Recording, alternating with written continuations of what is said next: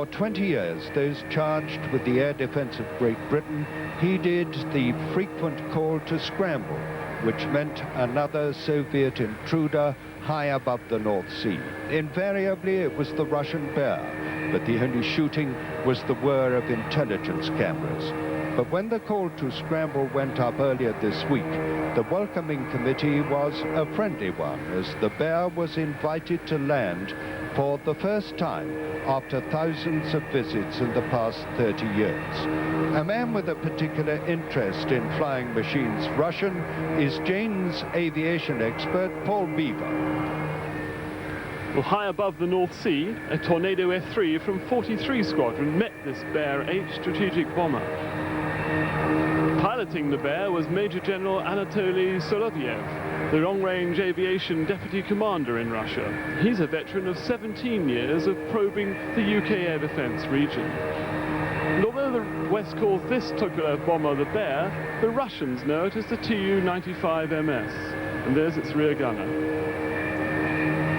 Here, approaching Fairford's 11,000-foot runway, General Solovyev reported there was no tension on the flight deck, just excitement. And those main wheels, by the way, are 5 feet in diameter. The Bear had flown for nearly 5 hours from an airbase just outside Moscow, but it could have stayed in the air for another 11 hours, even without flight refueling.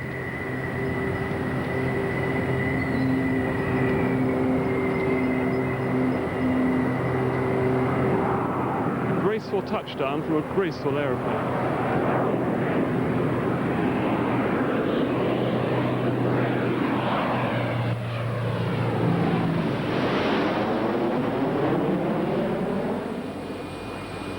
And here's the welcoming committee,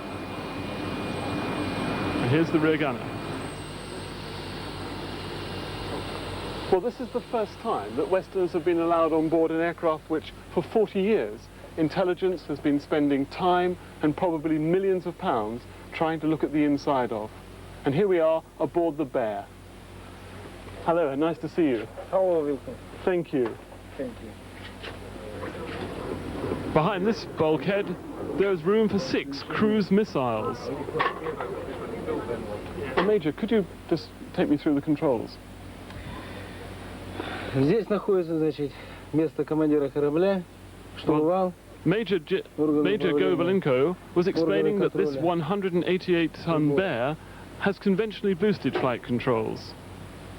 For the pilot, there's an autopilot in the center, and for his normal position as the co-pilot. He said it was a reasonably conventional aircraft to fly. Can I give you the BBC? Right. And here's an exchange of badges of special significance. BBC just happens to be the initials of the Russian Air Force.